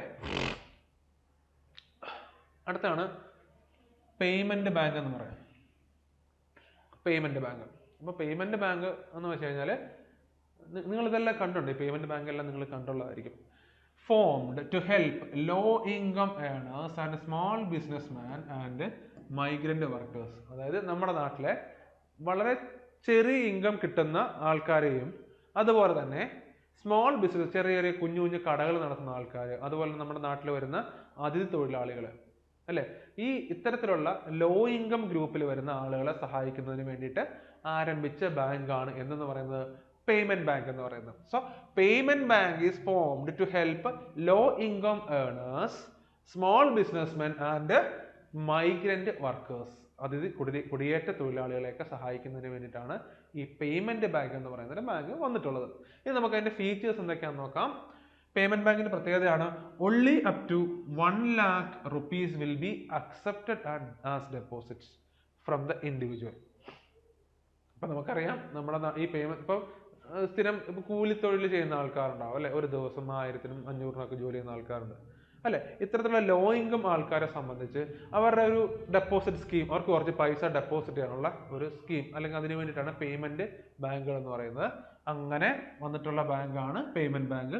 അതിന്റെ പ്രത്യേകത 1 lakh rupees മാത്രമേ അവിടെ ഡെപ്പോസിറ്റ് ആയിട്ട് സ്വീകരിക്കുന്നുള്ളൂ. only up to 1 lakh rupees will be accepted as deposit from the individual. ഒരു വ്യക്തിയിൽ നിന്ന് മാക്സിമം 1 ലക്ഷം രൂപ വരെ മാത്രമേ എന്ത് ചെയ്യാൻ പറ്റൂ? ഡെപ്പോസിറ്റ് ചെയ്യാൻ പറ്റൂ. ഓക്കെ, ഒന്നാമത്തെ പോയിന്റ്. അടുത്ത, deposits bear interest as fixed by the Reserve Bank of India. ഈ ഡെപ്പോസിറ്റിന് എന്ത് കൊടുക്കുന്നുണ്ട്? ഈ ഡെപ്പോസിറ്റിനും പലിശയുണ്ട്.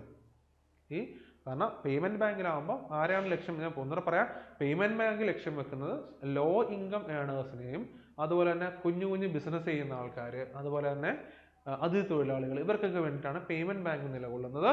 ഈ പേയ്മെന്റ് ബാങ്കിൽ ഡെപ്പോസിറ്റ് ചെയ്യാം, അത് മാക്സിമം 1 ലക്ഷം രൂപ വരെ മാത്രമേ ഡെപ്പോസിറ്റ് ചെയ്യാൻ പറ്റുള്ളൂ.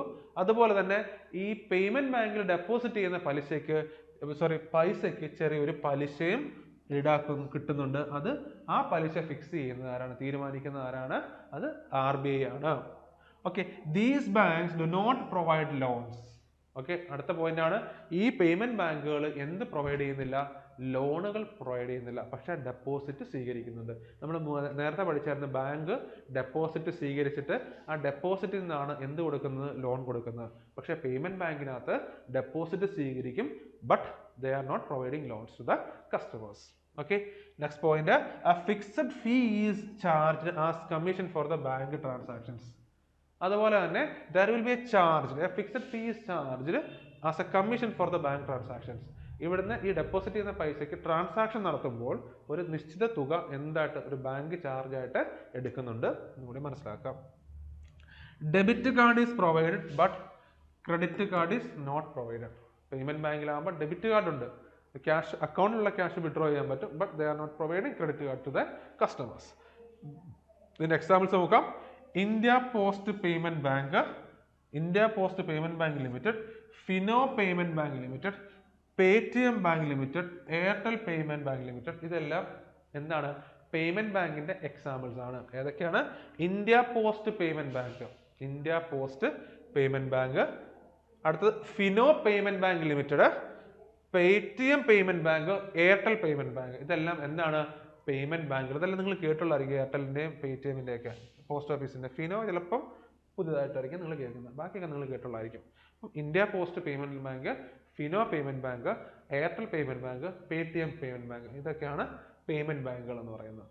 ഓക്കെ, അപ്പം ലോ ഇൻകം ഏണേഴ്സ്, അതുപോലെ തന്നെ small businessman, then migrant workers, ഇവർക്കൊക്കെ വേണ്ടിയിട്ടാണ് പേയ്മെന്റ് ബാങ്ക് സ്ഥിതി ചെയ്യുന്നത്. 1 ലക്ഷം രൂപ ഡെപ്പോസിറ്റ് ചെയ്യാം, ലോൺ ഇല്ല, ട്രാൻസാക്ഷൻസിന് ചാർജ് ഉണ്ടാവും, പിന്നെ ഡെബിറ്റ് കാർഡ് ഉണ്ട്, ക്രെഡിറ്റ് കാർഡ് ഇല്ല. ഓക്കെ, ഇതൊക്കെയാണ് പേയ്മെന്റ് ബാങ്ക് എന്ന് പറയുന്നത്. അടുത്ത പോയിന്റിലേക്ക് പോവാം. അടുത്ത non banking financial institutions. Okay, NBFI, non banking financial institution എന്ന് വെച്ച് കഴിഞ്ഞാൽ ധനകാര്യ സ്ഥാപനമാണ്. They are handling finance in their transactions, but they don't have the right as like bank process. ബാങ്കിന്റെ റൈറ്റ്സ് ഒന്നും ഇതിന് ഉണ്ടാവില്ല എന്ന് ഓർക്കുക. ഓക്കെ, നമുക്ക് നോക്കാം.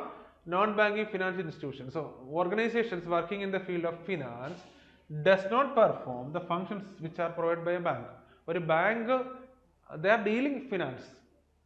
Okay, these non-banking financial institutions, they are dealing finance and their activities is comprised of what? Finance, but they are not performing the functions performed by a bank. Like suppose നമ്മൾ പറയാം ATM എന്ന് പറയുന്ന സംഭവം ഉണ്ട് അല്ലേ, ATM, check, പിന്നെ പറയുകയാണെന്നുണ്ടെങ്കിൽ DD, demand draft എന്നൊക്കെ പറഞ്ഞു കഴിഞ്ഞാൽ ബാങ്കിന്റെ മാത്രം എക്സ്ക്ലൂസീവ് റൈറ്റ്സ് ആണ്, അല്ലെങ്കിൽ എക്സ്ക്ലൂസീവ് ഫീച്ചേഴ്സ് ആണ് ബാങ്ക് പ്രൊവൈഡ് ചെയ്യുന്നുണ്ട്. പക്ഷേ ഇത് ഒരു നോൺ ബാങ്കിങ് സ്ഥാപനം കൊടുക്കുന്നില്ല. മുത്തൂറ്റ് ATM ഇല്ല, മുത്തൂറ്റിൽ ചെക്കില്ല, മുത്തൂറ്റിൽ DD ഇല്ല. പക്ഷെ ഇതെല്ലാം ഒരു ബാങ്ക് പ്രൊവൈഡ് ചെയ്യും എന്ന് ഓർക്കുക. Okay, so organisations working in the field of finance and does not performs the functions which are provide by the bank. Clear ആണല്ലോ? അപ്പൊ നമുക്ക് നോക്കാം. അതിന്റെ നോൺ ബാങ്കിങ് ഫിനാൻഷ്യൽ ഇൻസ്റ്റിറ്റ്യൂഷനകത്ത് വരുന്ന മറ്റൊരു സ്ഥാപനമാണ് non banking financial company, NBFC എന്ന് പറയും. NBFC നോക്കാം. Financial institutions under the supervision of the Reserve Bank of India. Okay, ഉദാഹരണം KSFE. ഇതും ധനകാര്യ സ്ഥാപനമാണ്, and which are operating under the supervision of Reserve Bank of India. These are financial institutions under the supervision of Reserve Bank of India, that is KSFE. Like ഞാൻ മുമ്പ് പറഞ്ഞ പോലെ മുത്തൂറ്റ് അങ്ങനെ കുറേ സ്ഥാപനങ്ങളുണ്ടല്ലോ, അത് എല്ലാം everything is controlled by the Reserve Bank of India, but they are not performing the task which are performed by a bank. ഒരു bank perform ചെയ്യുന്ന ഫംഗ്ഷൻ ഒന്നും അവർ ചെയ്യുന്നില്ല. പിന്നെ why it is called a company? It is non-banking financial company. Why it is called a company? It is why we are saying it is a company is the reason is that it is registered under the Companies Act in 1936. 1936 companies act പ്രകാരം register ചെയ്യപ്പെട്ടിട്ടുള്ളതാണ് എന്ന് പറയുന്നത് NBFC എന്ന് പറയുന്നത്. So that's why we will say non banking financial companies. So it is registered under the companies act 1936. Clear? Okay, അടുത്താണ് mutual fund. Next organisation is mutual fund. Okay, like what I said before, mutual fund. അപ്പോൾ ഇപ്പം നമ്മൾ വളരെ popular ആയിട്ട് കേൾക്കുന്നതാണ്. ഇപ്പോൾ എവിടെ നോക്കിയാലും മ്യൂച്വൽ ഫണ്ട് എന്ന് കേൾക്കാറില്ല അല്ലേ? ഒരുപാട് ആഡും അഡ്വർടൈസ്മെൻറ്റും ഒക്കെ വരുന്നുണ്ട്. അപ്പോൾ എന്താണ് മ്യൂച്വൽ ഫണ്ട് എന്ന് ചോദിച്ചു കഴിഞ്ഞാൽ ഇതൊരു ഇടനില നിൽക്കുന്ന സ്ഥാപനമാണ്. Okay, it's an intermediate organisation between A customer and other organisations. Like just look over here. Okay, look over here. നമുക്ക് മ്യൂച്വൽ ഫണ്ട് എന്താണെന്ന് പറയാം. മ്യൂച്വൽ ഫണ്ട് എന്ന് പറഞ്ഞു കഴിഞ്ഞാൽ ഈ മ്യൂച്വൽ ഫണ്ട് MF എന്ന് കൊടുക്കുകയാണ്, ഇതൊരു ഓർഗനൈസേഷനാണ്.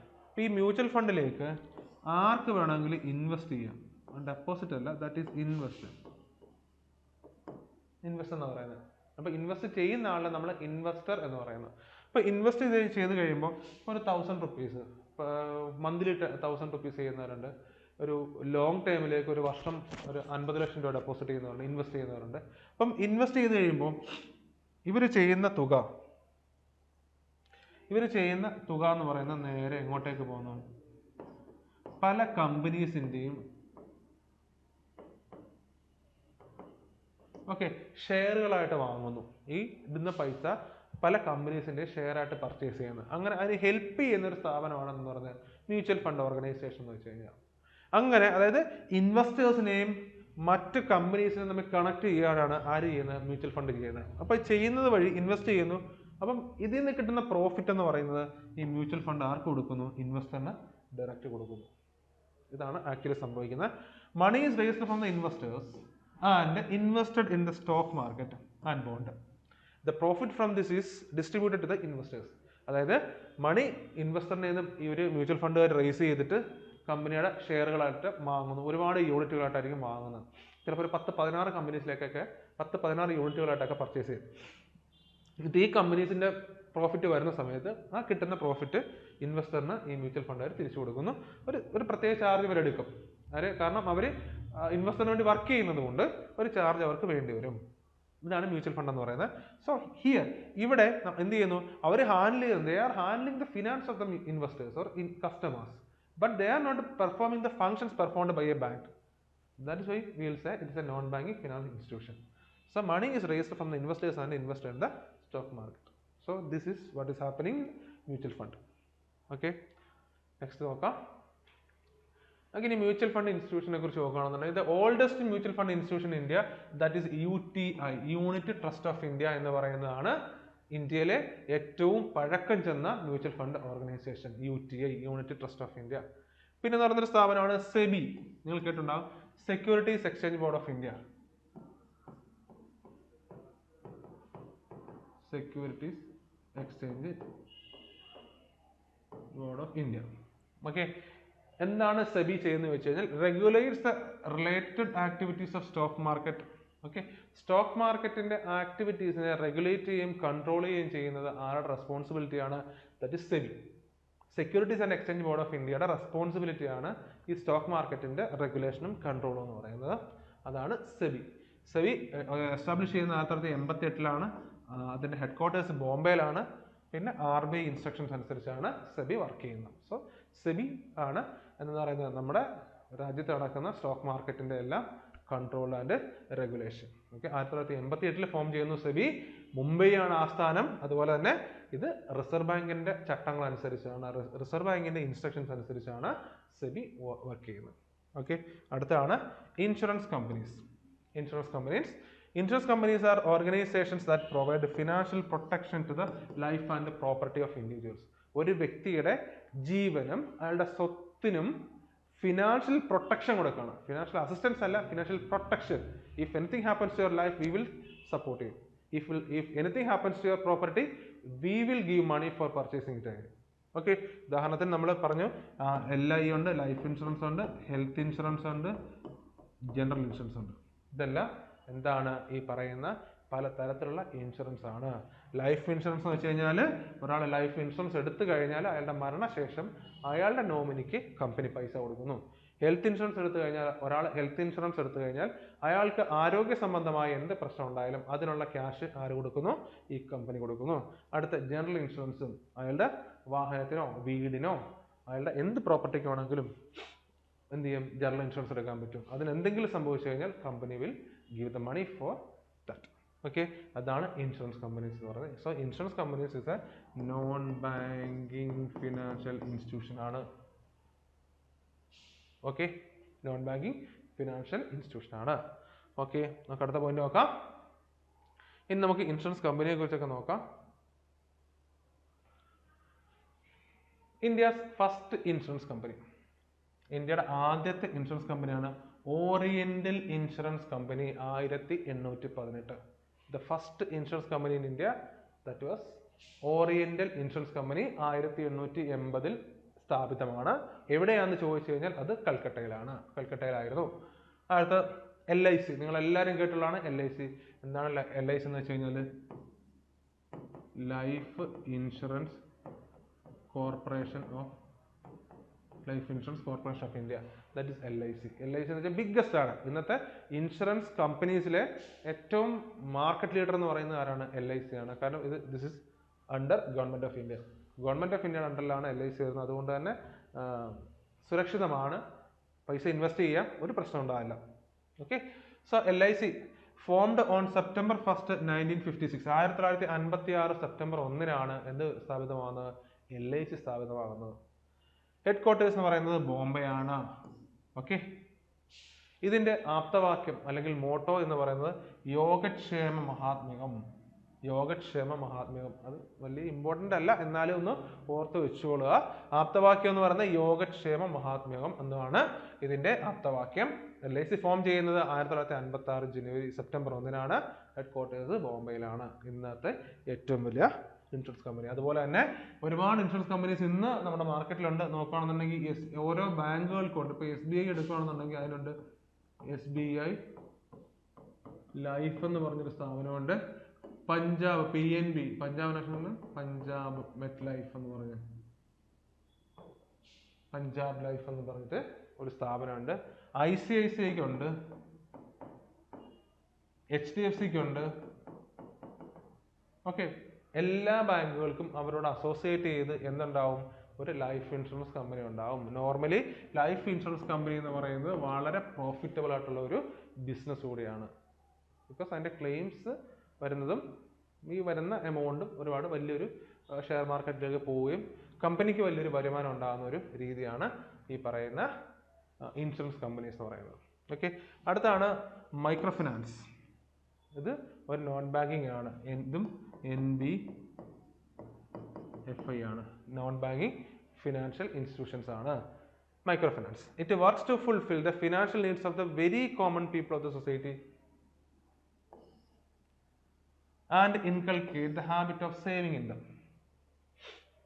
ഇപ്പം മൈക്രോ ഫിനാൻസ് എന്ന് പറയുമ്പോൾ എന്താണ്, ഇപ്പം നിങ്ങൾ കേൾക്കുമ്പോൾ L&T മൈക്രോ ഫിനാൻസ് ഒക്കെ പറഞ്ഞ് നിങ്ങൾ കേട്ടിട്ടുണ്ടോ? അതിൽ ഒരുപാട് മൈക്രോ ഫിനാൻസ് സ്ഥാപനങ്ങളുണ്ട്. ആക്ച്വലി മൈക്രോ ഫിനാൻസ് എന്ന് പറയുന്നത് എന്തിനു വേണ്ടി, മൈക്രോ എന്ന പേര് പോലെ തന്നെ മൈക്രോ, അതായത് ഏറ്റവും നമ്മുടെ ഇക്കണോമിയുടെ ഏറ്റവും താഴെത്തട്ടിൽ നിന്ന് ഓപ്പറേറ്റ് ചെയ്യുന്ന ഒരു ധനകാര്യ സ്ഥാപനമാണ് മൈക്രോ ഫിനാൻസ് എന്ന് പറയുന്നത്. ഇവിടെ എന്തിന് മൈക്രോ ഫിനാൻസ് എന്ന് പറയുന്ന സ്ഥാപനം വന്നു എന്ന് ചോദിച്ചു കഴിഞ്ഞാൽ, it works to fulfil the financial needs of very common people of the society. അതായത് നമ്മുടെ സമൂഹത്തിലെ ഏറ്റവും താഴെ തട്ടിൽ നിൽക്കുന്ന വളരെ സാധാരണപ്പെട്ട ആൾക്കാർക്ക് അവരുടെ ഫിനാൻഷ്യൽ നീഡ്സ് സാറ്റിസ്ഫൈ ചെയ്യുന്നതിന് വേണ്ടിയിട്ടാണ് എന്ത് നിലകൊള്ളുന്നത്, മൈക്രോ ഫിനാൻസ് എന്ന് പറയുന്ന സ്ഥാപനം നിലകൊള്ളുന്നത്. ഓക്കെ, എന്ന് വെച്ച് കഴിഞ്ഞാൽ മൈക്രോ ഫിനാൻസിൽ ഇവർ പൈസ നിക്ഷേപിക്കുകയും അവർ ഒരു നിക്ഷേപ പദ്ധതി ഉണ്ടാക്കുന്നു. ഓരോരുത്തർക്കും 1000 രൂപ അല്ലെങ്കിൽ 500 രൂപ ചെറിയ തുക നിക്ഷേപിച്ച് ഇത് വലിയൊരു തുകയാവുന്നു. ഈ തുകയിൽ നിന്ന് ധനസഹായം പരസ്പരം കൊടുക്കുന്നു. എങ്ങനെ, വളരെ ചെറിയ ചെറിയ ആവശ്യത്തിനൊക്കെ വേണ്ടിയിട്ടുള്ളതാണ്. വലിയ ഫണ്ടൊന്നും ഇതിനകത്ത് വരത്തില്ല, ചെറിയ ഫണ്ടൊക്കെ ആയിരിക്കും ഇതിനകത്ത് വരുന്നത്. ഉദാഹരണത്തിനാണ് കുടുംബശ്രീ എന്ന് പറയുന്ന ഒരു മൈക്രോ ഫിനാൻസിങ് ആണ്. കുടുംബശ്രീ നമുക്കറിയാം, നമ്മുടെ നാട്ടിലെ സ്ത്രീകളെല്ലാം കൂടെ ചേർന്നിട്ട് രൂപം കൊള്ളുന്നതാണ് കുടുംബശ്രീ എന്ന് പറയുന്നത്. ഇവർക്കൊരു ബുക്കൊക്കെ ഉണ്ടാവും. ഈ ബുക്ക് അതിനകത്ത് ഇവർ ഡെപ്പോസിറ്റ് ചെയ്യുന്ന തുക എത്രയാണെന്ന് കൃത്യമായിട്ട് ഈ ബുക്കിനകത്ത് എഴുതി വെച്ചിട്ടുണ്ടാവും. അങ്ങനെ ഈ ഡെപ്പോസിറ്റ് തുക ഒരു നിശ്ചിത തുകയാവും. ഇത് വെച്ചിട്ട് ഈ ഡെപ്പോസിറ്റിനനുസരിച്ച് ആൾക്കാർക്ക് വേണമെന്നുണ്ടെങ്കിൽ 2000, 3000 അല്ലെങ്കിൽ 5000 രൂപയൊക്കെ ലോണായിട്ട് എടുക്കാൻ പറ്റും. അവർ തമ്മിലുള്ള ഒരു ഫിനാൻസിങ് എല്ലാം ഈസി ആയിട്ട് നടക്കുന്ന ട്രാൻസ്പെറൻ്റ് ആയിട്ടുള്ള ഒരു സംവിധാനമാണ് മൈക്രോ ഫിനാൻസ് എന്ന് പറയുന്നത്. അതുപോലെ മറ്റൊന്ന് പുരുഷ സെൽഫ് ഹെൽപ്പ് ഗ്രൂപ്പ്, SHG എന്ന് പറയും. പുരുഷ കുടുംബശ്രീ പോലെ തന്നെ പ്രവർത്തിക്കുന്ന മറ്റൊരു മൈക്രോ ഫിനാൻസിങ് ആണ് പുരുഷ സെൽഫ് ഹെൽപ്പ് ഗ്രൂപ്പ് എന്ന് പറയുന്നത്. ഇപ്പം ഈ ഒരു സംവിധാനം വളർന്നു വന്നിട്ട് ഒരുപാട് മൈക്രോ ഫിനാൻസ് സ്ഥാപനങ്ങൾ ഇന്ന് നമ്മുടെ സൊസൈറ്റിയിലുണ്ട്. അടുത്തത് ഫാദർ ഓഫ് മൈക്രോ ഫിനാൻസ് എന്ന് പറയുന്ന ആരാണ്, മുഹമ്മദ് യൂനുസ് ആണ്. മുഹമ്മദ് യൂനുസ് നിങ്ങൾ കേട്ടിട്ടുണ്ടാവും മുഹമ്മദ് യൂനുസിനെ കുറിച്ച്. പിന്നെ ഇദ്ദേഹമാണ് founder of Grameen bank. Grameen ബാങ്കുകൾ എന്ന് പറയുന്ന, ഗ്രാമീണ ബാങ്കുകൾ എന്ന് പറയുന്ന ആശയത്തിന്റെ ഉപജ്ഞാതാവ് കൂടിയാണ് ആര്, മുഹമ്മദ് യൂനുസ് എന്ന് പറയുന്നത്. അപ്പോൾ ഇത്രയാണ് ബാങ്കിങ്ങും നോൺ ബാങ്കിങ് ഇൻസ്റ്റിറ്റ്യൂഷൻസിനെ കുറിച്ച് നമുക്ക് പഠിക്കാനുള്ളത്. ഓക്കെ, നമുക്കൊന്നുകൂടെ ഒരു ജസ്റ്റ് ഒരു റീക്യാപ്പ് പോലെ നമുക്ക് നോക്കാം. ബാങ്കിനെ കുറിച്ച് പറയുമ്പം കൊമേഴ്ഷ്യൽ ബാങ്കുകളെ കുറിച്ച് പറഞ്ഞു. അതുപോലെ തന്നെ കൊമേഴ്ഷ്യൽ ബാങ്ക് 2 തരത്തിലുണ്ട്. കൊമേഴ്ഷ്യൽ ബാങ്കിന്റെ ഓണർഷിപ്പിന്റെ അടിസ്ഥാനത്തിൽ 2 തരത്തിലുണ്ട്, പ്രൈവറ്റ് ബാങ്കും പബ്ലിക് ബാങ്കും. പബ്ലിക് സെക്ടർ ബാങ്ക് എന്ന് പറയുമ്പോൾ ഗവൺമെന്റിന്റെ ഓണർഷിപ്പിലായിരിക്കും പബ്ലിക് സെക്ടർ ബാങ്ക് പ്രവർത്തിക്കുന്നത്. പ്രൈവറ്റ് ആകുമ്പം ഒരു സ്വകാര്യ വ്യക്തിയുടെ അണ്ടറിലായിരിക്കും ഇത് വരുന്നത്. പബ്ലിക് സെക്ടർ ബാങ്ക് 12 എണ്ണം ഉണ്ട്, പ്രൈവറ്റ് ബാങ്ക് 21 എണ്ണം പ്രവർത്തിക്കുന്നുണ്ട്. ഓക്കെ, ക്ലിയർ ആണോ?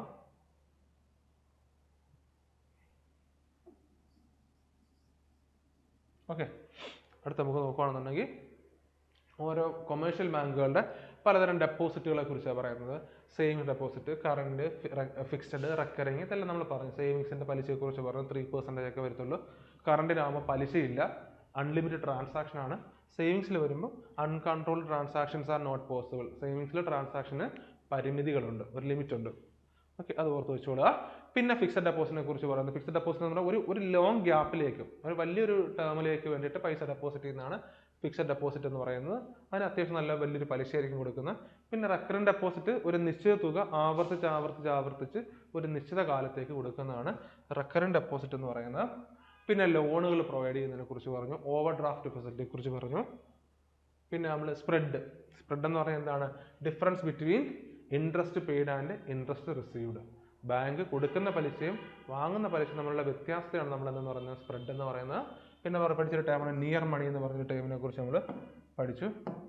എന്താണ് നിയർ മണി എന്ന് ചോദിച്ചു കഴിഞ്ഞാൽ, asset that can B quickly converted into cash. പെട്ടെന്ന് നമുക്ക് ക്യാഷ് ആക്കാൻ പറ്റുന്ന അസറ്റുകളാണ് നമ്മൾ നിയർ മണി എന്ന് പറയുന്നത്.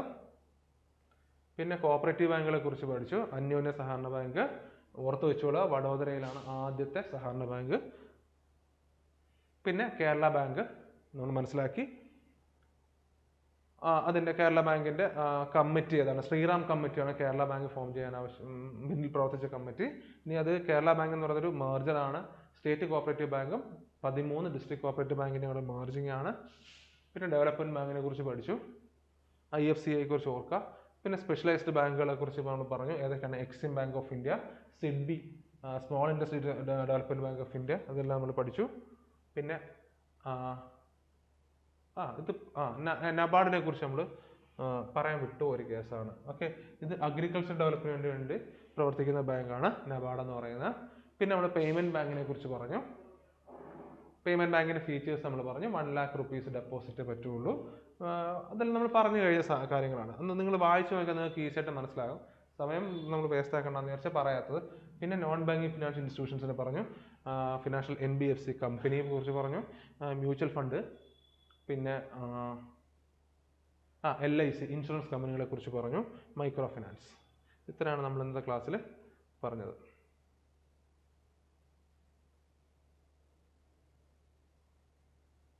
അപ്പം നമ്മൾ ഇന്നത്തെ ക്ലാസ്സിൽ ബാങ്കുമായിട്ട് ബന്ധപ്പെട്ട് നമുക്ക് മുൻ ചോദ്യങ്ങൾ, ഇതിനു മുമ്പ് ചോദിച്ചിട്ടുള്ള ചോദ്യങ്ങൾ ഉൾപ്പെടുത്തിക്കൊണ്ടുള്ള ഈ പോയിന്റ്സ് വന്നിരിക്കുന്നത്.